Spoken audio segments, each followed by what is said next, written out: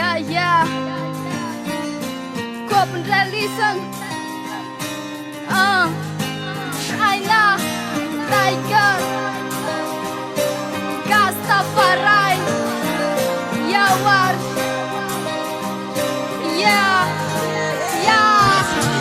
Eto ambony maitsenitiko raha metake Tezaka ny sono, itonaka ny make Tatatatata ohatsany feo anikalaky Retin-jay zao zay, tsisy sa metake Le Gasy Tafa Art Ray ko mandonatsany anaty Eo arioro, voalory zay mangotsaka mavaty Ka tonga kopona ny melesona ny tare Tsy mianjy any sy atiavaka mijanona sy atiande Mijanona sy atiande, andao zay efa pare Misosa moramora ho manaraka ny tale Ka samy seho misongona fa dilakile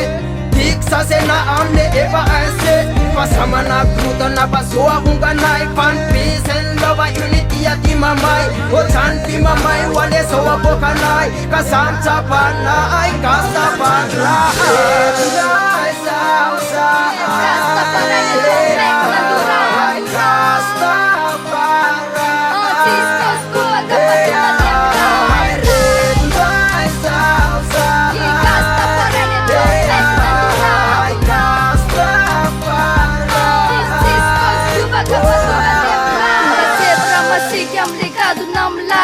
Eu aputsufno e Gasy Tafa Art Ray Tsy hiala amle rap fa apiodina filin Na mozika tsy azo alana fa nafody vitamin Tsy hoe betatasika fa viatrany de pare Poteko ary ny mek sy ny penina kaye Tanora manalazy zay de miodana pera Mandrava Shaynah tiky sa de kopindray elany Ady tonga de mandona fa tsy salasala tsony Inspira ka ilima ka se tsy mila rondony Maditra anaty revo se so tsosakany la Masamy tsoro fona fa tsy niandro solda Miodina ny move de GTART eto amek Lasa tompon-dako zay ebobaka ny mek Asa ty manandrakandrina na hoe miseho milay Big up fanajana